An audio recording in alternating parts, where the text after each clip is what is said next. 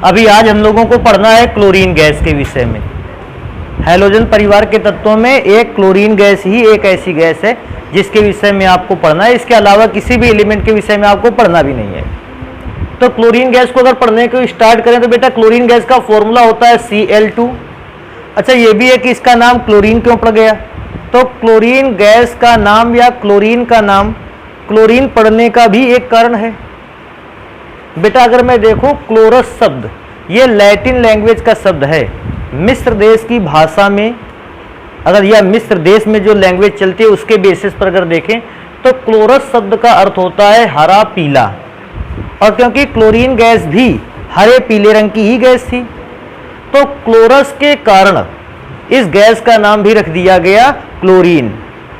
अभी क्या करते हैं कि सबसे पहले इस बात को पढ़ते हैं कि आखिर क्लोरीन गैस को कैसे कैसे बनाया जा सकता है। तो बेटा क्लोरीन गैस को निर्माण करने की अगर मैं बात करता हूं तो अपने यहाँ कुछ विधियां हैं जिनसे हम क्लोरीन गैस को आसानी से बना सकते हैं।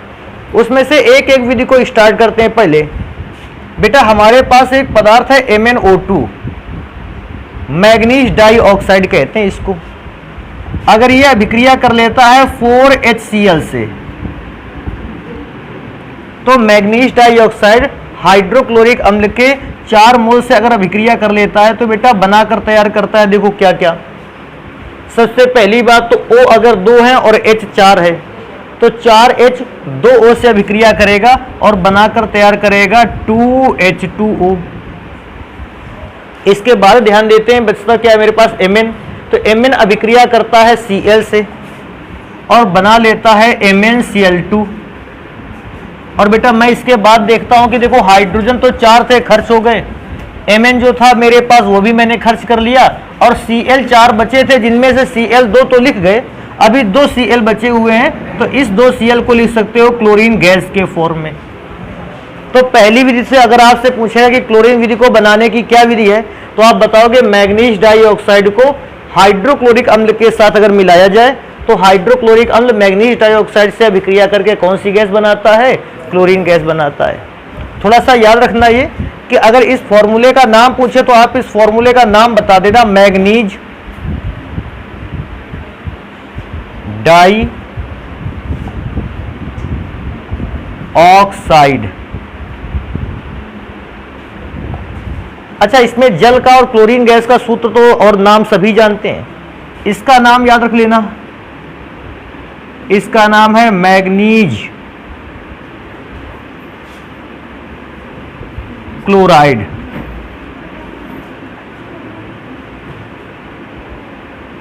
तो भैया इस दोनों के नाम याद रख लोगे ज्यादा बेटर रहेगा।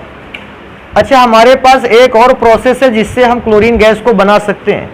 देखो हमारे पास एक पदार्थ है KMnO4। KMnO4 को जानते हो ना, लाल दवा कहते हैं इसको KMnO4 को। अगर हम इसके विक्रिया कराएं 16HCl से, हाँ अब किसी बच्चे के दिमाग में ये बात आ सकती है सर जी HCl तो बहुत ज़्यादा ले लिया आपने। तो बेटा इसलिए ज़्यादा ले लिया, देखो ऑक्सीजन 4 दूना 8 रहने हैं, तो अगर ऑक्सीजन 8 रहने हैं तो हाइड्रोजन जस्ट डबल होना चाहिए। क्यों? ऑक्सीजन जो है वो हाइड्रोजन से ही अभिक्रिया करके बनाएगा जल। जैसे ऊपर अभिक्रिया में ऑक्सीजन 2 थे तो हाइड्रोजन कितने लिए थे, 4। भैया जल के सूत्र को ही अगर आप देखोगे तो हाइड्रोजन और ऑक्सीजन का अनुपात है 2:1, अर्थात 2 हाइड्रोजन 1 ऑक्सीजन के साथ मिलकर जल बनाता है। तो यहां भी अगर ऑक्सीजन टोटल 8 हो रहे हैं तो हाइड्रोजन हमें चाहिए 16, ताकि 16 हाइड्रोजन 8 ऑक्सीजन से विक्रिया करके सबसे पहला काम है कि जल बना सकें। तो 16 हाइड्रोजन 8 ऑक्सीजन से विक्रिया करेंगे और 8H2O बनाएंगे। अब देखो मेरे पास बचता क्या है, एक तो K बचता है, तो भैया जो 2K है ये Cl से विक्रिया करेगा, बनाकर तैयार करेगा 2KCl। अच्छा, बचा हुआ 2 Mn जो है वो भी Cl से विक्रिया करेगा, बनाकर तैयार करेगा MnCl2। और इसके अलावा मैं जो देखूंगा भैया कि क्या बचा है, K हमने पूरे खर्च कर लिए, Mn हमने पूरा खर्च कर लिया, ऑक्सीजन भी खर्च ही कर डाला, हाइड्रोजन भी खर्च हो गया, बस क्लोरीन को पहचान लो कि खर्च हुए कि नहीं। तो क्लोरीन 16 थे, 16 में से 2 क्लोरीन यहाँ आ गए और बेटा 2 क्लोरीन यहाँ आ गए। तो 16 में से कितने, अरे एक और काम कर लो, Mn2 है क्या, तो 16 में से 2 क्लोरीन यहां आ गए और 4 क्लोरीन आ गए यहां, तो 16 में से 6 क्लोरीन चले गए, बचे 10 क्लोरीन, तो इसको आप लिख सकते हो 5Cl2। थोड़ा सा और एक बात याद रखना, क्या याद रखने वाली बात है कि Kmn ने Cl से ही अभिक्रिया क्यों की।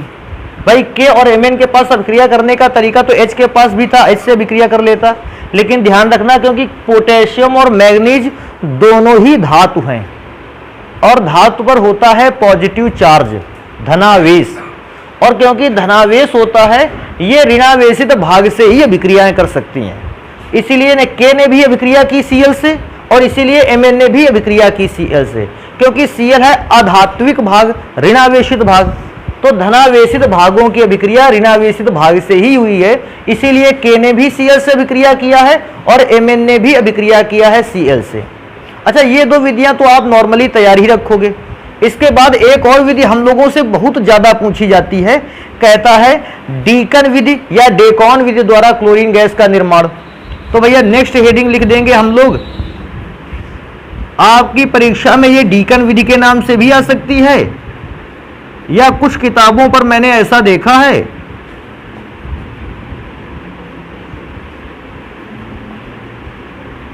डेकॉन मेथड भी इसको कहते हैं, तो अगर कहीं पर ऐसा लिख कर आ जाए डेकॉन मेथड, तो भैया घबराना नहीं है, एक ही विधि का मतलब है डीकन विधि, चाहे उसी को बोल दो चाहे उसको बोल दो डेकॉन प्रोसेस या डेकॉन मेथड। देखो स्टार्ट करते हैं, कैसे करेंगे डेकॉन मेथड या डीकन विधि में से आप क्या करोगे, मैं पहले लिख देता हूं।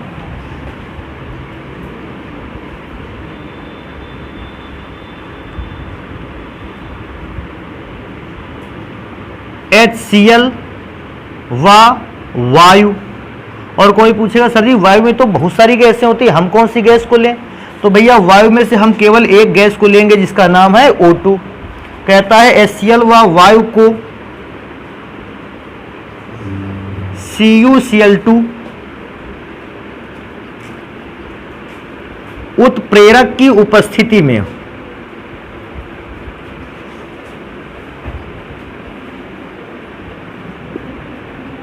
उत्प्रेरक की उपस्थिति में 273 केल्विन ताप, 273 केल्विन ताप पर गर्म करने पर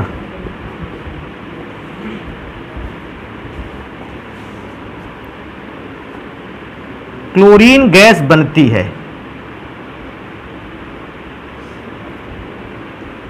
क्लोरीन गैस बनती है, तो इस बात को ध्यान से तैयार रखोगे अपना कि अगर कोई पूछेगा डीकन विधि द्वारा क्लोरीन गैस को बनाइए, तो आप इस विधि में से अगर कुछ लाइनों को लिखाओगे ज्यादा बेटर रहेगा।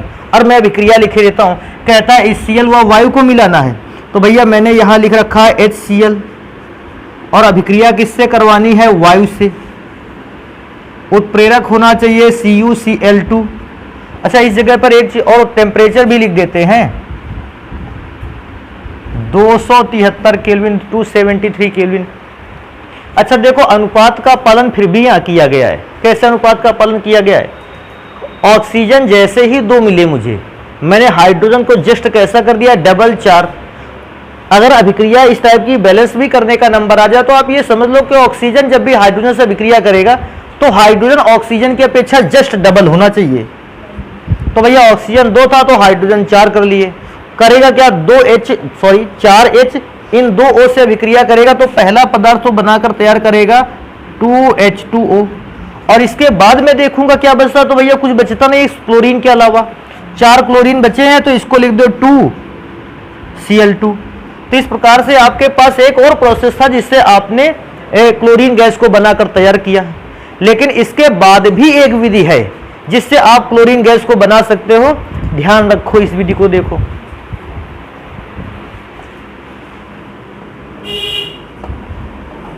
यह विधि काफी इंपॉर्टेंट है। कहता है ब्राइन विलियन से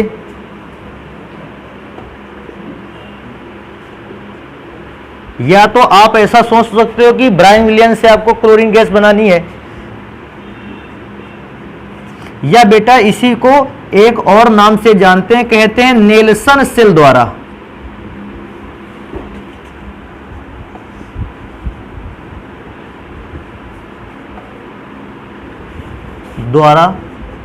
क्लोरीन का निर्माण।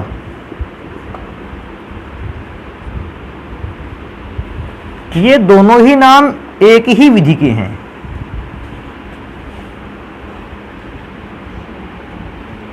क्योंकि दोनों ही नाम पता होने चाहिए कि दोनों ही चीजों का एक ही अर्थ है। कभी एक नाम से ना आया, दूसरे नाम से अगर हमसे पूछ लिया क्वेश्चन तो बता पाएंगे। तो चाहे आपसे कह दे ब्रायन विलियम से आप बनाकर तैयार करिए क्लोरीन गैस को, या आपसे कह दे नेल्सन सेल द्वारा आप क्लोरीन गैस को निर्माण कीजिए, तो भैया एक ही विधि है। अच्छा, थोड़ा सा इस जगह पर ध्यान देंगे, इस जगह लिखा है ब्रायन विलियम। अगर बेटा नमक को, हाँ ब्रायन विलियम, जल में घोल दिया जाए तो आप जानते हैं नमक के जल में बने हुए घोल को ही कहते हैं ब्रायन विलियम। तो नमस्ते। तो अगर आपसे कभी ऐसा बोल दिया जाए, नमस्ते, अगर आपसे ऐसा कभी बोल दिया जाए कि भैया ब्रायन सॉल्यूशन होता क्या है, आप तुरंत इस बात को बताओगे कि अगर नमक के टुकड़ों को जल में घोलकर विलयन तैयार किया जाए, ऐसा विलयन कहलाता है ब्रायन सॉल्यूशन। वैसे मैं क्या मानता हूं कि ब्रायन सॉल्यूशन तो आप डेली बना सकते हो। नमक के टुकड़े को कहां पर घोल दीजिए, जल में, और नमक के टुकड़े को जल में घोलकर बना हुआ जो सॉल्यूशन आपको प्राप्त होगा उसको कहेंगे ब्रायन सॉल्यूशन। अच्छा, अभी एक काम और करते हैं कि ब्रायन सॉल्यूशन तो प्राप्त कर सकते हैं, लेकिन हमको तो प्राप्त करना है ब्रायन के सॉल्यूशन से कौन सी गैस, क्लोरीन। ये सब आदमी नहीं कर सकता है। ब्रायन विलियम तो सभी तैयार कर सकते हैं घर में बैठ के, लेकिन ब्रायन के सॉल्यूशन से क्लोरीन गैस को प्राप्त करना ये कठिन प्रोसीजर है। देखते हैं इसको कैसा प्रोसीजर है। बेटा सबसे पहले आपको क्या काम करना होगा, NaCl को जल में घोलना होगा। अब बेटा NaCl को अगर आप जल में घोलोगे तो बेटा NaCl जल में घुलते ही अपने आयनों में टूट जाएगा। तो देखो NaCl जल में घुलकर कौन कौन से आयनों में टूटेगा, Na+ और Cl-, क्योंकि Na सोडियम धातु है, पॉजिटिव चार्ज क्रिएट करेगा या पॉजिटिव चार्ज लेकर रखेगा, और क्लोरीन क्योंकि नेगेटिव चार्ज रखता है इसलिए, क्योंकि अधातु है भैया, नेगेटिव चार्ज रखेगा। लेकिन जब आपने नमक को जल में घोला होगा, केवल नमक ही आयनों में नहीं टूटा होगा, जल भी आयनों में टूटा होगा। तो अब ये देख लेते हैं कि जल आयनों में कैसे टूटेगा। तो जल का फॉर्मूला होता है H2O, और बेटा जब ये आयनों में टूटा होगा तो इसने बनाया होगा H पर पॉजिटिव चार्ज और OH पर नेगेटिव चार्ज। जब भी कभी आप किसी पदार्थ को जल में घोलते हैं, अब आप इस बात को जरूर याद रखें उस समय, जैसे मैंने नमक को जल में घोला तो नॉर्मल सा बिहेवियर बच्चे क्या ध्यान रखते हैं, कहते हैं नमक आयनों में टूट गया। तो बेटा नमक तो आयनों में टूटा ही था, लेकिन साथ में जल भी आयनों में टूटा था। अच्छा, जब जल आयनों में टूटा तो उसके बाद की अभिक्रिया को देखते हैं। जो Na पॉजिटिव चार्ज था, इसने अभिक्रिया कर ली OH निगेटिव चार्ज के साथ। भाई इस पे प्लस चार्ज था, इस पर माइनस चार्ज था, तो Na ने अभिक्रिया की OH से, इसका प्लस खत्म, इसका माइनस खत्म, पहला पदार्थ बनाकर तैयार किया जिसका नाम था NaOH। अच्छा, Na और OH ने मिलकर NaOH तैयार कर लिया। अब एक चीज और ध्यान दी जाए, अगर नमक के जलीय घोल में विद्युत धारा को प्रोवाइड कर दिया जाए तो भैया हमें 2 इलेक्ट्रोड देखने को मिलते हैं। अब जगह है नहीं तो यहां लिखेंगे। पहला इलेक्ट्रोड मिलता है एनोड और दूसरा इलेक्ट्रोड मिलता है कैथोड। वैसे तो सभी को पता है, लेकिन आप लोगों की जानकारी के लिए लिख दिया जाए। अगर कभी विद्युत अपघटनी सेल के लिए बात हो तो बैटरी के पॉजिटिव टर्मिनल को एनोड कहते हैं और बैटरी के निगेटिव टर्मिनल को कहते हैं कैथोड। तो इस बार हमने एक काम किया, नमक के टुकड़े को जल में ही नहीं घोला, बल्कि उस नमक के टुकड़े को जल में घोलने पर उस पर विद्युत धारा भी प्रोवाइड कर दी। अच्छा, विद्युत धारा के प्रोवाइड करने पर होगा क्या, इस बात को भी देखते हैं। Na तो भैया पहले ही OH के साथ अभिक्रिया करके NaOH बना डालेगा। अब विलयन में बचे 2 आयन, एक हाइड्रोजन आयन और दूसरा क्लोराइड आयन। अब होगा क्या, जैसे ही हम विद्युत धारा प्रवाहित करेंगे तो बेटा देखो क्लोरीन पर है निगेटिव चार्ज, और जैसे ही विद्युत धारा को प्रवाहित करोगी ये भागेगा एनोड की ओर। क्यों? क्योंकि एनोड पर है पॉजिटिव चार्ज। और आप इस बात को बहुत अच्छी तरीके से जानते हो कि पॉजिटिव चार्ज पार्टिकल जो है वो निगेटिव चार्ज पार्टिकल को अपनी ओर अट्रैक्ट कर लेता है। तो क्योंकि एनोड पर पॉजिटिव चार्ज था, ये क्लोरीन को अपनी ओर तुरंत खींचेगा और प्लेट पर क्लोरीन को बुला लेगा। लेकिन क्या है कि घोल में तो एक नहीं हजारों करोड़ों की संख्या में क्लोरीन आयन है। तो भैया जब 2 क्लोरीन आयन हो जाएंगे तो प्लेट का काम क्या होगा, इसको थोड़ा सा डिटेल में देख लोगे ज्यादा बेटर रहेगा, समझ भी जाओगे, किसी को समझा भी सकते हो। पॉजिटिव प्लेट का मतलब होता है इलेक्ट्रॉन्स की कमी, और निगेटिव चार्ज क्लोराइड आयन का मतलब है इलेक्ट्रॉन की अधिकता। तो प्लेट क्या करेगी, इन क्लोरीन के से एक्स्ट्रा इलेक्ट्रॉन को, क्योंकि इनके पास तो एक्स्ट्रा इलेक्ट्रॉन है, तो ये प्लेट एनोड क्लोरीन के इन एक्स्ट्रा इलेक्ट्रॉन को अपनी ओर खींच लेगी।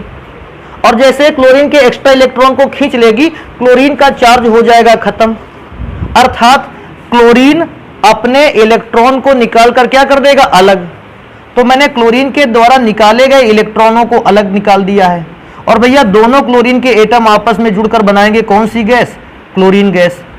थोड़ा सोचने वाली बात है, ये इलेक्ट्रॉन जो क्लोरीन ने निकाले हैं ये किसको मिले होंगे, तो बात बताओगे प्लेट को मिले होंगे। प्लेट चाहे ऐसा सोच लो कि क्लोरीन ने अपने आप को स्टेबल बनाने के लिए, स्थायी बनाने के लिए, अपने आप को जोड़ने के लिए इलेक्ट्रॉनों को त्याग दिया, या दूसरे शब्दों में देख सकते हो कि एनोड पर क्योंकि पॉजिटिव चार्ज था, इसने क्लोरीन के इलेक्ट्रॉनों को अपनी ओर क्या कर लिया, खींच लिया। और जैसे क्लोरीन से इलेक्ट्रॉन निकल गए, क्लोरीन ने क्लोरीन के एटम से क्या कर लिया, अभिक्रिया और बना ली क्लोरीन गैस। तो देखो एक तो इस प्रकार से क्लोरीन गैस बना सकते हो। अब दूसरा ये भी तो पता करना होगा कि H+ आयन का क्या हुआ। तो ध्यान से देखो, H पर पॉजिटिव चार्ज है, तो पॉजिटिव चार्ज वाला पार्टिकल कहां पर जाएगा, कैथोड पर, क्योंकि उस पर तो निगेटिव चार्ज है। तो भैया H+ आयन का एक पार्टिकल नहीं, बल्कि जब H+ आयन के 2 पार्टिकल होंगे। अब यहां पर देखो इसका अर्थ क्या है, इस बार प्लेट पर निगेटिव चार्ज है, अर्थात इलेक्ट्रॉनों की अधिकता प्लेट पर है, और हाइड्रोजन पर इलेक्ट्रॉन की क्या है, कमी। तो ये दोनों हाइड्रोजन प्लेट से इलेक्ट्रॉन की डिमांड करेंगे, और जैसे ही ये प्लेट एक इलेक्ट्रॉन इस हाइड्रोजन को दे देगा, एक इलेक्ट्रॉन उस हाइड्रोजन को दे देगा, तो मुझे क्या लगता है कि इन दोनों हाइड्रोजन को कुल मिलाकर कितने इलेक्ट्रॉन चाहिए, 2 इलेक्ट्रॉन। एक पहले वाले को चाहिए, एक दूसरे वाले को चाहिए। जैसे ही दोनों हाइड्रोजन को एक एक इलेक्ट्रॉन प्लेट अपने अंदर से निकाल के देगी, हाइड्रोजन का आवेश खत्म। हाइड्रोजन का आवेश खत्म, तो हाइड्रोजन आपस में अभिक्रिया कर लेंगे और बना लेंगे हाइड्रोजन गैस। कभी कभी बच्चा इस बात को लेकर पहले से उलझ जाता है, कहता है कि सर जी क्या हाइड्रोजन आयन के साथ बॉन्ड नहीं बना पा रहा था, तो हम बताएंगे नहीं बनाएगा। कहेगा क्यों नहीं बनाएगा, बेटा देखो दोनों पर पॉजिटिव चार्ज है ना, तो ये दोनों ही एक दूसरे को क्या कर रहे होंगे, प्रतिकर्षित। तो अगर आपको इन दोनों को मिलाकर हाइड्रोजन गैस बनानी है तो पहले इनका चार्ज खत्म करना पड़ेगा, और चार्ज खत्म होगा इलेक्ट्रॉनों से, क्योंकि इस पर है इलेक्ट्रॉनों की कमी, और वो इलेक्ट्रॉन दे देंगे कौन, कैथोड। तो इस प्रकार से आप रासायनिक अभिक्रिया के समीकरण को लिखकर आओगे, तब आपकी ये विधि कंप्लीट होगी कि ब्रायन सॉल्यूशन से आपने क्लोरीन गैस कैसे बनाया है, या नेल्सन सेल विधि द्वारा आपने क्लोरीन गैस को कैसे बनाया है। तो इस अभिक्रिया को जल्दी से नोट करते हैं, इनको सबको अभी आगे पढ़ाई करते हैं, जल्दी से इसको नोट कर डालो। अगले नंबर पर आ जाते हैं जल्दी ही हम लोग। कहता है क्लोरीन गैस को अगर आप बनाने की विधियां जानते हैं तो सबसे पहले अब आप क्लोरीन गैस की फिजिकल प्रॉपर्टी को लिख डालिए। फिजिकल प्रॉपर्टी का मतलब भौतिक गुण। तो देखो क्लोरीन गैस की कुछ विशेषताएं तो मैं बता देता हूं। जैसे सबसे पहले क्लोरीन गैस की अगर पहली विशेषता की बात देखी जाए तो हम लिख देंगे यह एक हरे पीले रंग की गैस है।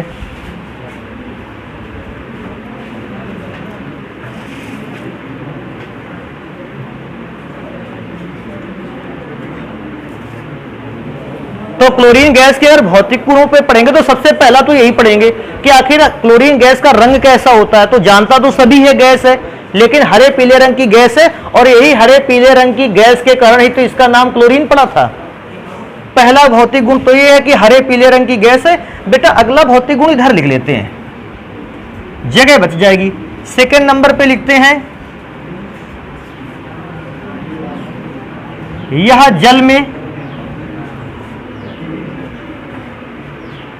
घुलनशील होती है।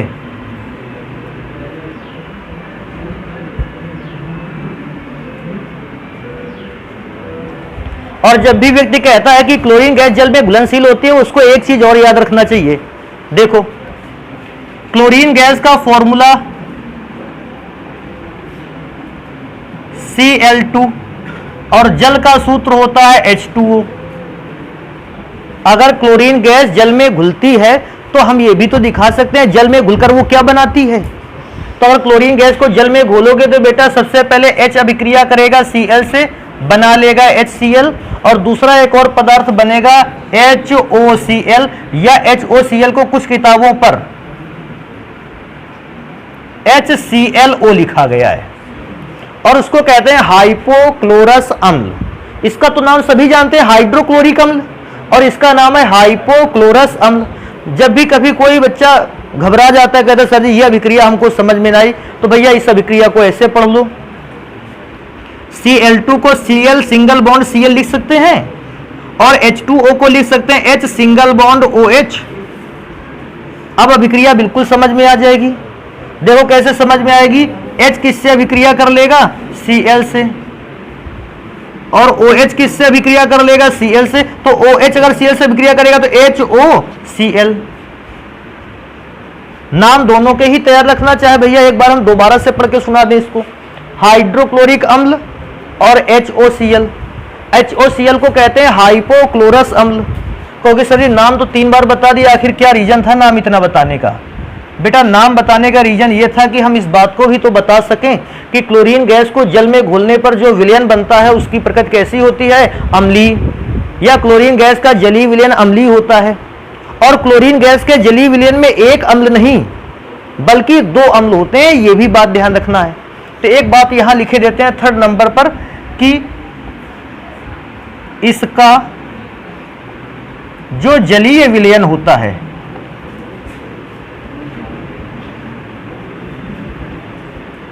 वो अम्लीय होता है।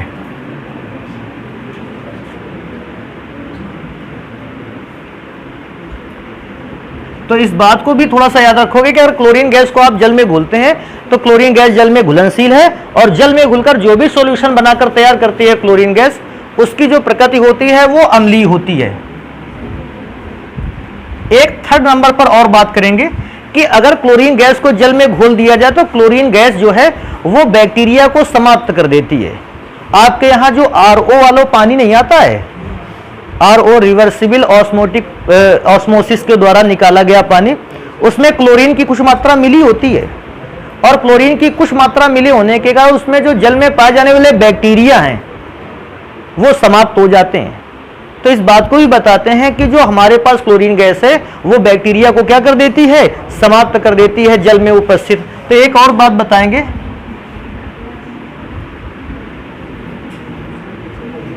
यह कीटाणुनाशी का व्यवहार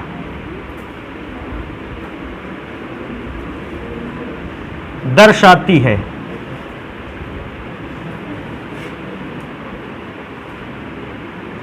तो भौतिक गुणों में बेटा मेरे ख्याल से ये 4 गुण अपना तैयार कर लेना। पहला हरे पीले रंग की गैस, दूसरा जल में घुलनशील, तीसरा जल में घुलकर कैसा सॉल्यूशन बनाती है और कौन कौन से एसिड को बनाती है, अभिक्रिया अगर याद रख सकना ज़्यादा बेटर है। और इसके बाद लास्ट में कि कीटाणुओं को मार देती है, और RO वाले पानी में क्लोरीन गैस की मात्रा इसीलिए सूक्ष्म अवस्था में मिला दी जाती है कि जो भी बैक्टीरिया अगर पानी के अंदर हो भी वो मर जाए और ह्यूमन बॉडी को हार्मफुल या नुकसान किसी भी प्रकार से ना पहुंचाए वो। तो भौतिक गुणों में इतने बहुत हैं। अभी चलेंगे रासायनिक गुणों को पढ़ने। तो मैंने नेक्स्ट हेडिंग देखो डाल रखी है केमिकल प्रॉपर्टी।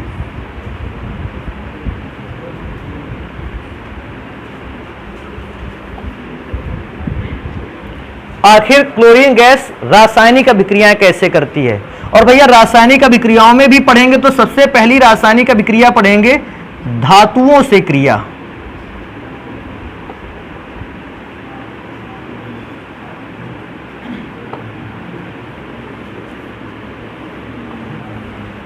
अच्छा, धातुओं से तो कोई भी धातु ऐसी नहीं है जो क्लोरीन गैस के साथ अभिक्रिया करने से इनकार कर सके।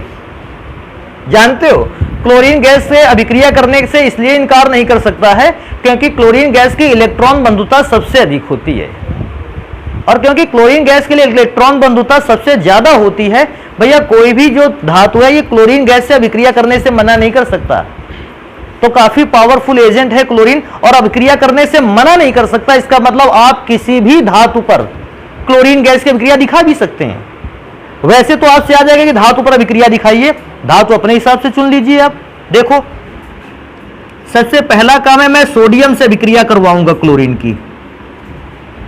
और भैया अगर किसी व्यक्ति को पता है कि सोडियम धातु क्लोरीन गैस से अभिक्रिया करके क्या बनाती है तो ठीक है, और जिसको नहीं पता है कि सोडियम धातु क्लोरीन गैस से अभिक्रिया करके क्या बनाती है, उधर देखो भैया।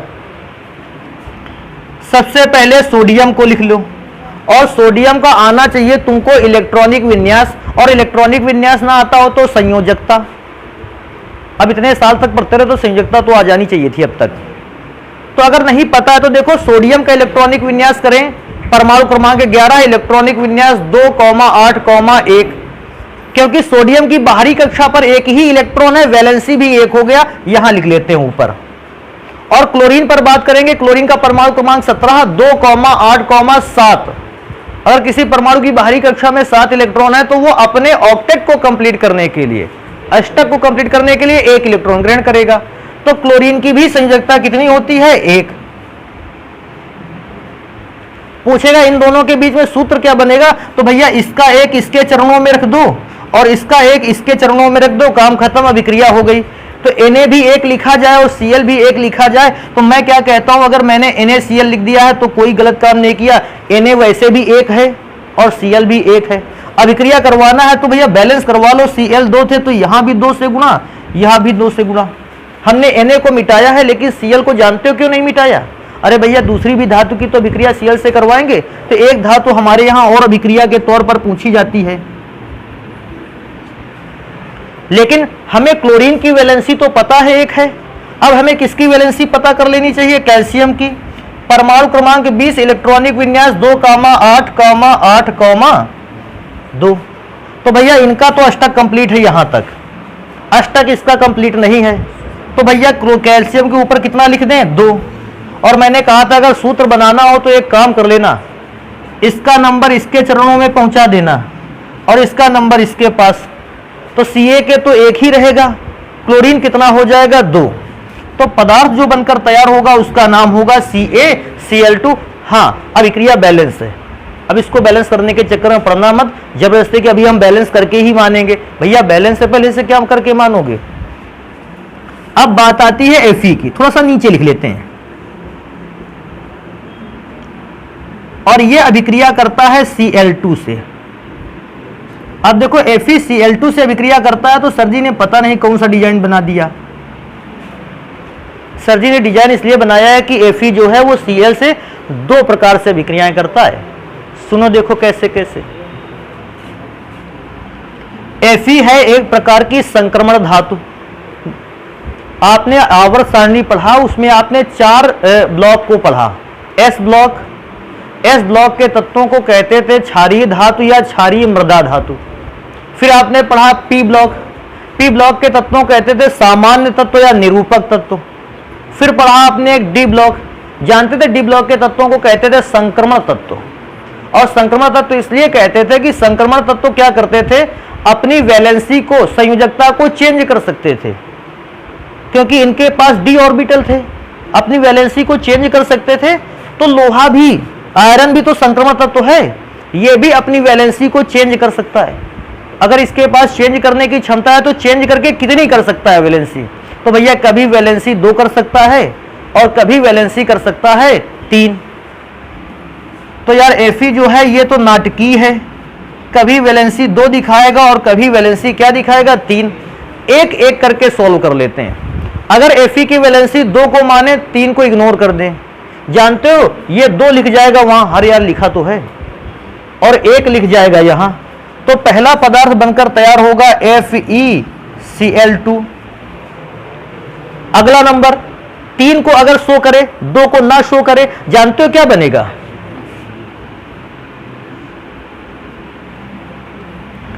तो भैया इसको हटा लेते हैं, क्योंकि 2 तो लिखना गलत है, क्योंकि 3 अब यहां है, तो 3 जाएगा उधर गुना करेगा, 1 गुना इधर करेगा, तो Fe तो 1 ही रह जाएगा, और Cl कितने हो जाएंगे? 3। तो दूसरा पदार्थ बनेगा FeCl3। बेटा इसको मिटाएंगे, कहां से? नाम लिखने हैं इनके। इसका नाम सोडियम क्लोराइड, इसका नाम कैल्शियम क्लोराइड। अब इसका नाम कोई कह देगा आयरन क्लोराइड, तो गलत है। क्लोराइड गलत क्यों है? वैसे तो सही है, लेकिन अब इन दोनों के, आयरन क्लोराइड का मतलब दोनों का, लेकिन इनका अलग अलग नाम क्या है? तो भैया जिसपे Fe की क्षमता कम थी, Fe की क्षमता ऊपर वाले पे कम थी, 2 ही तो थी, तो भैया इसका नाम है फेरस क्लोराइड।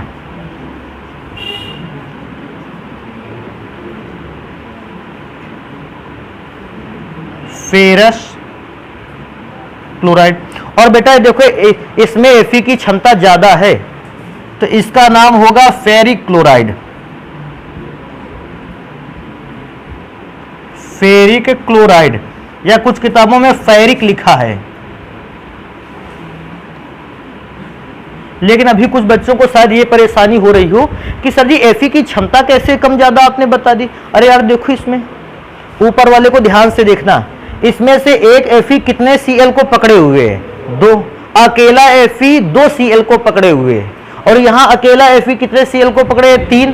तो अभी इसी से समझ में आ गया कि यहां Cl के पास, Fe के पास क्षमता है 2 Cl को पकड़ लेने की, और यहां Fe के पास क्षमता है 3 Cl को पकड़ लेने की, तो नीचे वाले Fe के पास क्षमता तो ज्यादा है ही है।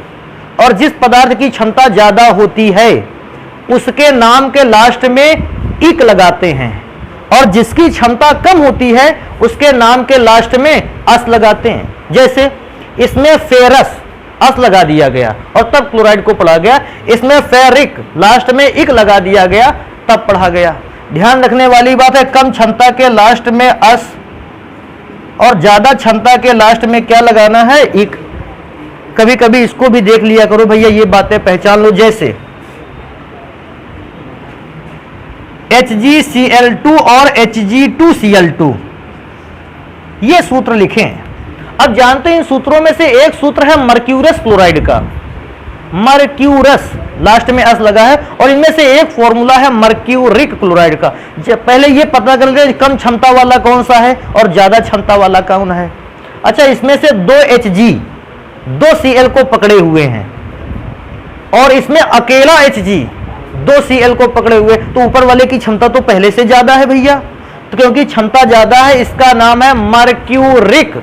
लास्ट में इक लगेगा, क्षमता ज्यादा है। देखो क्षमता ज्यादा थी, इक लगा था, मर्क्यूरिक क्लोराइड। और नीचे वाला जो लिखा है ये लिखा है मर्क्यूरस क्लोराइड। ऐसे ही बहुत सारे एग्जाम्पल अपने कोर्स में हैं, लेकिन ये सारी बातें जानते हो क्लास 9th पर है। हमने एक बार किताब को पलटा था तो उसमें लिखा हुआ था अस आयन तथा इक आयन, तो अस आयन और इक आयन के विषय में कुछ बातें बताई गई थी। और एक सुन लो हमसे जो हमें याद आ रहा है, CuCl2 क्या कहे? देखो दोनों कॉपर के ही क्लोराइड हैं, लेकिन इस जगह पर अगर देखा जाए कॉपर की एक जगह क्षमता ज्यादा है और दूसरी जगह कॉपर की क्षमता कम है। यहीं से देख लो, 2 कॉपर ने 2 क्लोरीन को पकड़ा हुआ है, यहां एक अकेले कॉपर ने 2 क्लोरीन को पकड़ा हुआ है, तो यहां नीचे वाले की क्षमता ज्यादा है, दैट इज क्यूप्रिक क्लोराइड। और ऊपर वाला जानते हो क्या लिखा है? Cuprous chloride. ऐसे ही बहुत सारे एग्जाम्पल हैं, SnCl2, SnCl4। अब इसमें क्षमता नीचे वाले की ज्यादा है, इसका नाम है स्टेनिक क्लोराइड, और ऊपर वाले का नाम है स्टेनस क्लोराइड। तो इसको थोड़ा सा याद रखोगे, कभी क्षमता के बेसिस पर क्वेश्चन आ जाएगा, जल्दी से इसको नोट करो भैया। रासायनिक गुणों में तो अभी बहुत सारे रासायनिक गुण बाकी हैं क्लोरीन के। अब क्लोरीन गैस की भैया धातु से अभिक्रिया तो तुमने करा ही डाली, अभी नेक्स्ट नंबर पे चलते हैं और पढ़ते हैं। देखो कुछ कहता है हाइड्रोकार्बन से क्रिया, हाइड्रोकार्बन से क्रिया। देखो हाइड्रोकार्बन से क्रिया का मतलब है कोई हाइड्रोकार्बन कंपाउंड लाओ और उससे अभिक्रिया करवाओ क्लोरीन गैस की। तो जो हाइड्रोकार्बन की अभिक्रिया अपने कोर्स में सबसे ज्यादा पूछी जाती है उन पर बात करेंगे केवल। वैसे तो बहुत सारी हाइड्रोकार्बन इस दुनिया में अवेलेबल है, 50 लाख का हाइड्रोकार्बन, तो उनमें सबकी बात थोड़ी करेंगे, मेन कंपाउंड की बात करेंगे जिसमें से पहला पदार्थ आता है CH4। जानते इसको क्या कहते हैं? या तो हिंदी में बोलो तो मेथेन, और या तो अंग्रेजी में पढ़ना चाहो मीथेन, मार्स गैस भी कहते हैं। और इसकी अभिक्रिया जब क्लोरीन गैस से करवाई जाती है तो बेटा तरीका बिल्कुल आसान है, एक H1Cl से अभिक्रिया कर लेगा। अगर एक H1Cl से अभिक्रिया कर लेगा तो बनाकर तैयार करेगा HCl। और जरा देखो जरा CH के पास तो अब 3 ही बचे हैं, C के साथ H, चौथा जो H था वो तो Cl के साथ निकल गया। तो ध्यान से देखो 2 Cl में से 1 Cl खर्च हुआ है ना, जो 1 Cl बचा है उस खाली जगह पर भेज दो इसके साथ। तो CH3Cl बना, इसके 2 नाम है। पहला नाम तो है क्लोरो,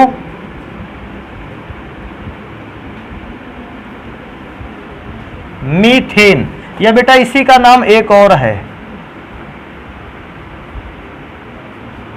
मिथाइल क्लोराइड। एक तो ये बहुत पूछा जाता है हम लोगों के यहाँ की क्या होता है जब मेथेन पर क्लोरीन गैस की अभिक्रिया करवाई जाती है, तो इस बात को याद रखो। हालांकि अभिक्रिया तो और भी बहुत सारी होती है, क्लोरीन अभिक्रिया कर करके सारे हाइड्रोजन खाली कर देता है, लेकिन अभी एक स्टेप का केवल काम था इसलिए भैया हमने एक स्टेप दिखाया। एक और अभिक्रिया देखो, इसका याद रखो, कहता है CH2 डबल बॉन्ड CH2। इसको जानते हो क्या नाम है इसका? एथीन, या इसका एक और नाम है एथाइलीन। अब इस पर अगर अभिक्रिया करवाए जी क्लोरीन गैस की, देखो इस पे पैटर्न दूसरा है। CH4 एल्केन श्रेणी का सदस्य है, सिंगल बॉन्डेड कंपाउंड है, या कह दे संतृप्त हाइड्रोकार्बन है। और संतृप्त हाइड्रोकार्बन कभी भी क्लोरीन गैस से अभिक्रिया करता है तो प्रतिस्थापन। प्रतिस्थापन का मतलब है एक हाइड्रोजन हटाएगा और उसकी जगह पर एक क्लोरीन भेजेगा, यह अभिक्रिया हो गई प्रतिस्थापन।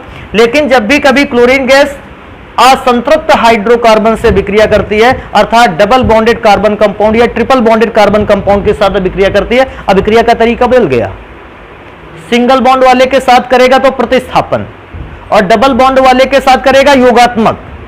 योगात्मक में होता क्या है भैया, देखो ऐसे पहचानते हैं इसको, जब भी कभी 2 पदार्थों के बीच में डबल या ट्रिपल बॉन्ड हो तो डबल बॉन्ड में एक बॉन्ड होता है सिग्मा और दूसरा बॉन्ड होता है पाई। सिग्मा बॉन्ड तो कक्षकों के अक्षीय अतिव्यापन से बनता है, स्ट्रॉन्ग होता है, पकड़ मजबूत होती है। अक्षीय अतिव्यापन का मतलब ऐसा समझो, बहुत सारी बातें ना समझो। सिग्मा बॉन्ड बनता है तब जब 2 परमाणुओं के कक्षक एक दूसरे को पूरी तरीके से देखो पकड़ लेते हैं, मजबूत बन गया। छुटाने की कोशिश करोगे जल्दी से नहीं छूटेगा। लेकिन ये जो उसके बाद नीचे एक दूसरा बॉन्ड बना है इसको कहते हैं पाई बॉन्ड, और ये बनता है पार्श्वीय अतिव्यापन से, अर्थात इस बार कक्षकों का फंसाव ऐसा है। अब देखो कक्षकों का फंसाव ऐसा है तो अट्रैक्शन फोर्स या फंसाव कमजोर है, कमजोर फंसाव कमजोर बॉन्ड। तो भैया इस बार होगा क्या, ये एथिलीन गैस का जो ये डबल बॉन्ड होगा ये टूट जाएगा क्योंकि कमजोर था भैया, और कमजोर होने के कारण एक Cl जुड़ेगा लेफ्ट पे और एक Cl जुड़ेगा राइट पे। भैया 2 ही तो Cl थे, जोड़ दो, एक लेफ्ट पे एक राइट पे। अगर एक लेफ्ट और एक राइट पर जोड़ोगे तो CH2 यहां Cl लगा है, डबल बॉन्ड टूट गया सिंगल बॉन्ड में और एक Cl यहां जुड़ गया। अगर कोई पूछता है नाम क्या है तो देखो पहले नंबर पर और दूसरे नंबर पर 1,2 2 बार क्लोरीन लगा है इसलिए डाई क्लोरो। और पूछेगा फॉर्मूला किसका है तो कार्बन 2 बॉन्ड सिंगल, कार्बन 2 को कहते हैं ए, तो बॉन्ड सिंगल हो तो नाम के लास्ट में लगा देते हैं एन। तो अगर नाम भी पूछेगा 1,2 डाई क्लोरो एथेन इसको कहते हैं। तो थोड़ा सा इस बात को याद रखोगे कि सिंगल बॉन्डेड कंपाउंड पर अभिक्रिया होगी प्रतिस्थापन, अर्थात एक क्लोरीन तब आएगा जब हाइड्रोजन हटेगा। डबल बॉन्ड पर अभिक्रिया होगी तो भैया हाइड्रोजन नहीं हटेगा बल्कि पाई बॉन्ड टूटेगा और क्लोरीन आकर केवल इस पे जुड़ जाया करेगा, इस प्रकार से अभिक्रिया को संपन्न कराएगा। अगले नंबर पर आ जाते हैं, देखो ये अभिक्रिया तो हो ही गई। अगले पर आ जाते हैं, कहता है क्षार से क्रिया।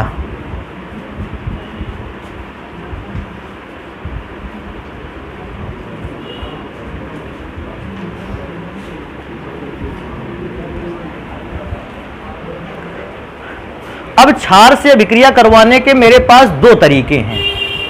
हम सोचते हैं वो तरीका तुम लोगों को बताया जाए कि घर में जाओ और कम से कम 2-4 बार तरीके को अप्लाई करो और फिर इसके बाद अपना उसको तरीका ढूंढो, निकालो, अपना हल करो। देखो सुनो, किसी भी क्षार की अभिक्रिया अगर क्लोरीन गैस से हो, देखो इसको याद रखो, हमारे पास एक क्षार है, हमने क्षार ले लिया NaOH और गैस ले ली क्लोरीन। अभिक्रिया करवाई जाए अगर, तो भैया क्षार की क्लोरीन से अभिक्रिया दो अलग अलग माध्यमों पर होती है। पहला, जब ठंडे क्षार की अभिक्रिया क्लोरीन गैस से कराई जाए, और दूसरा अभिक्रिया तब जब गर्म क्षार की अभिक्रिया क्लोरीन गैस से करवाई जाए। जब भी कभी इस प्रकार की अभिक्रिया आ जाए कि किसी क्षार की अभिक्रिया क्लोरीन से होनी है, किसी क्षार की अभिक्रिया ब्रोमीन से होनी है, किसी क्षार की अभिक्रिया आयोडीन से होनी है, तो सारी अभिक्रियाओं का बेटा एक ही नियम हो जाता है। इसके बाद नियम क्या हो जाता है, इसको सुनो। जितना भी टाइम बचा है आज हम इसी नियम को पहले डिस्कस करेंगे। क्या होगा, इससे क्षार अपने यहां कम से कम 8-10 प्रकार के होते हैं और क्लोरीन, ब्रोमीन, आयोडीन 3 प्रकार से है। जानते हो, अगर ये 10 प्रकार का क्षार अलग अलग प्रकार से अभिक्रिया करे, एक क्षार 3 हाइड्रोजन एलिमेंट से अभिक्रिया करके 3 अभिक्रियाएं बनेगा, तो 10 क्षार 30 अभिक्रियाएं बना लेंगे। और या तो उन 30 रासायनिक अभिक्रियाओं को आप रट के रख सकते हो तो भैया रख लो, और दूसरी बात है अगर इन रासायनिक अभिक्रियाओं को रट के नहीं रखना चाहते हो या नहीं रख पाते हो, तो उसके लिए है कि भैया इस अभिक्रिया के तरीके को देखो। सबसे पहला काम, जैसे NaOH की अभिक्रिया Cl2 से हुई और यहां पर लिख दिया गया ठंडा वातावरण है, हमने इस पर तुरंत जल को मिला लिया। कहोगे सर जी जल मिलाया तो क्या हुआ? यार जल जैसे ही मिलाया, देखो जरा क्या बनकर तैयार होगा। बनकर तैयार होगा H2Cl2 और O। तभी किसी बच्चे ने बताया, कहा सर जी आज तक ऐसा अम्ल तो हमने कभी देखा ही नहीं। बेटा तुमने नहीं, हमने भी नहीं देखा ऐसा अम्ल। तो हम क्या करेंगे, इस अम्ल से एक फेमस एसिड को बाहर करेंगे। अच्छा, ये अम्ल क्यों करे जानते हो? क्योंकि हम जानते हैं क्लोरीन गैस जल में घुलकर क्या बनाती है, अम्ल। तो इससे एक फेमस एसिड को बाहर करेंगे। क्या H और Cl या O का कोई फेमस एसिड तुमको पता है? कहोगे सर जी HCl। अगर HCl फेमस एसिड निकाल दिया तो अंदर क्या बचेगा, क्या पता है किसी को? देखो मैं बताऊं, एक H बचा, एक Cl बचा और क्या बचा, O। ये काम तुमको याद रखना है। जब भी किसी पदार्थ की रासायनिक अभिक्रिया हमारी समझ से बाहर हो जाती है, भैया हम तो उसका यही करते हैं। अच्छा, अगर HCl को आयनों में तोड़े तो H पर प्लस और Cl पर, H पर प्लस और यहां पर ClO पर माइनस। अब देखो होगा क्या, अभिक्रिया करवाने वाले थे हम NaOH की क्लोरीन से, लेकिन अब हम अभिक्रिया जानते हैं कि क्लोरीन गैस बनाता है 2 अम्ल। अब हम क्लोरीन गैस की अभिक्रिया NaOH से नहीं करवाएंगे, या ये सोच लो NaOH की अभिक्रिया क्लोरीन से नहीं करवाएंगे, बल्कि हम NaOH की अभिक्रिया क्लोरीन के द्वारा बनाए गए अम्लों से करवाएंगे। तरीका ध्यान देना, नहीं सब बिगड़ जाएगा भैया बताया गया। सबसे पहले NaOH को आयन में तोड़ोगे तो Na पर प्लस OH पर, अगर NaOH पहले इस अम्ल से अभिक्रिया करे, ध्यान से देखना, Na पर कैसा चार्ज है तो वो किससे अभिक्रिया करेगा, Cl माइनस। पहला पदार्थ क्या बनेगा, NaCl। अच्छा, फिर कहोगे सर जी OH की अभिक्रिया करवा देंगे, रुको जरा अभी करवाते हैं। फिर Na प्लस इससे अभिक्रिया करेगा, जानते हो क्या बनेगा, Na प्लस अभिक्रिया करेगा ClO माइनस से, तो क्या बनेगा जानते हो, NaClO। अब जरा इस बात को देखते हैं कि बचा क्या हमारे पास। तो भैया जरा ध्यान से देखना, OH भी तो अब अभिक्रिया करेगा, OH H से अभिक्रिया करेगा, क्योंकि OH पर है निगेटिव, तो अभिक्रिया करेगा पॉजिटिव वाले से। OH H अभिक्रिया करके क्या बनाएगा, जल। फिर ये OH दोबारा से इस H से अभिक्रिया करेगा और बनाएगा जल। इनकी अभिक्रिया एक बार इससे और इनकी अभिक्रिया एक बार इससे करवा के देखना, कितने मोल जल के बनेंगे। लेकिन तुम लिखोगे 1 मोल। कहोगे इतना गुना काहे करवा दिया भैया? इतना गुना इसलिए करवा दिया, सोचो ये जल वाला 1 मोल तो तुमने खुद मिलाया था ना, समझो जल के 2 मोल बने हैं, तुमको अभिक्रिया क्लोरीन से करवानी थी, लेकिन तुमने जबरदस्ती जल मिला दिया था कि नहीं मिला दिया था? तो 2 जो जल के मोल बनके तैयार, उसमें से जो मिलाया था तुमने उसको तो हटा लो, और तब अभिक्रिया बनकर ऐसी तैयार होती है। अच्छा, इस जगह पर चेंज क्या आएगा? NaOH की जगह पर अगर NaOH रहा, यहां पर आ गया Cl2 की जगह पर Br2। सेम प्रोसीजर होगा, पहला पदार्थ बनेगा NaBr और दूसरा पदार्थ बनेगा NaBrO और तीसरा पदार्थ बनेगा जल। अब सोचो एक चीज, अगर यहीं पर NaOH की जगह पर I2 आ गया, आयोडीन आ गया, तो पहला पदार्थ जानते हो क्या बनेगा? Na, दूसरा पदार्थ क्या बनेगा? NaIO और तीसरा पदार्थ बनकर तैयार होगा जल। वैसे मैं तुमको बताऊं, अगर मैं डायरेक्टली इस अभिक्रिया को रटवा के लिखा देता, अभिक्रिया आसान होती, लेकिन भैया तब आप अभिक्रिया के करने के इस तरीके को ना पहचान पाते। जानते हो वास्तव में ऐसी अभिक्रियाओं को कहा जाता है वाटर एडिशन रिएक्शन। जब रासायनिक अभिक्रिया अपने मन से ना हल हो तो पदार्थ को काहे में घोल देना चाहिए? जल में। और क्योंकि वाटर में घोल देने पर अभिक्रिया होती है, वाटर को मिला देने पर अभिक्रिया होती है, अभिक्रिया का नाम होता है वाटर एडिशन रिएक्शन। ये वाली बात समझ गए? अच्छा, इसको मिटाते इसलिए नहीं है ताकि जो बच्चा अपना इसको घर में भी समझना चाहेगा तो समझेगा जाके। ठंडे वातावरण पर अभिक्रिया करवाइए, एक बार गर्म वातावरण पर अभिक्रिया को देख लेते हैं क्या होगा। तो देखो, गर्म वातावरण पर अभिक्रिया यहां देखी जाएगी। NaOH की अभिक्रिया होगी Cl2 से, और यहां लिखा है गर्म। अगर अभिक्रिया में गर्म लिख के आ जाए तो अभिक्रिया का पैटर्न थोड़ा सा बदल गया।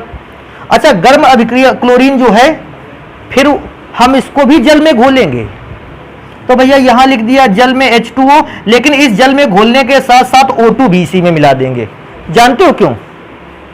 क्योंकि जब क्लोरीन गैस को गर्म किया जाता है, वो सबसे पहले क्लोरीन गैस किसके साथ जुड़ती है? ऑक्सीजन। वो हवा में उपस्थित ऑक्सीजन से अभिक्रिया कर लेती है, और फिर इसके बाद उसको पानी पर घोला गया।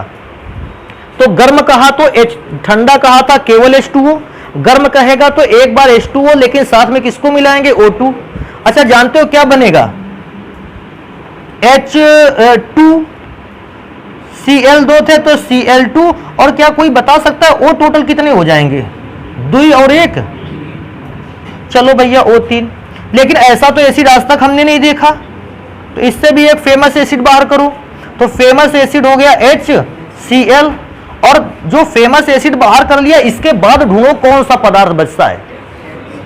तो तुम बताओगे HClO, क्योंकि ये एसिड है तो एसिड H प्लस आयन देंगे। अगर एसिड में H पर प्लस आयन होगा तो बाकी पर कैसा आयन होगा? माइनस। NaOH को भी आयन में तोड़ते हैं। अभी Na की अभिक्रिया करवाओ दोनों से। अच्छा, Na की अभिक्रिया यहां करवाओगे तो Na क्या H से अभिक्रिया कर पाएगा? ना। Na किससे अभिक्रिया कर? क्योंकि प्लस चार्ज है, निगेटिव से अभिक्रिया करेगा तो पहला पदार्थ बनकर तैयार होगा Na। अच्छा, दूसरा देखते हैं क्या बनेगा। Na जब उससे अभिक्रिया कर रहा होगा तो H को फिर हटा दे, कहेगा H से अभिक्रिया नहीं करेंगे। Na अभिक्रिया करेगा ClO3 से, तो दूसरा पदार्थ बनकर तैयार होगा NaClO, और बेटा लास्ट में क्या जोड़ देना? जल। तो इस प्रकार से जल को जोड़ दोगे और अभिक्रिया को कंप्लीट करोगे। ये ठंडे वातावरण की अभिक्रिया है, और ये जो रासायनिक अभिक्रिया दी गई है गर्म वातावरण की अभिक्रिया है। अभिक्रिया के तरीके को समझ लो। अगर तुमको अभी भी इस अभिक्रिया में से 1% भी डाउट बचा है तो जानते हो तुम लोगों को क्या करना है? वही पुराना काम करना है।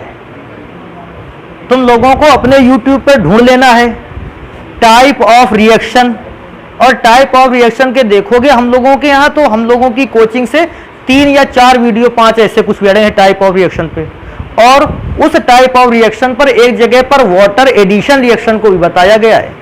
अच्छा, उसमें क्या होगा कि आधे 1 घंटे वाटर एडिशन अभिक्रिया हुई है, तो उसमें से पूरे तरीके बता दिए गए हैं वाटर एडिशन का कैसा है। बाकी हमने तो जो हमारे सामने अभिक्रिया आई वो करके दिखा दी। इसको नोट कर लो, बाकी की पढ़ाई होगी भैया अगली क्लास पे।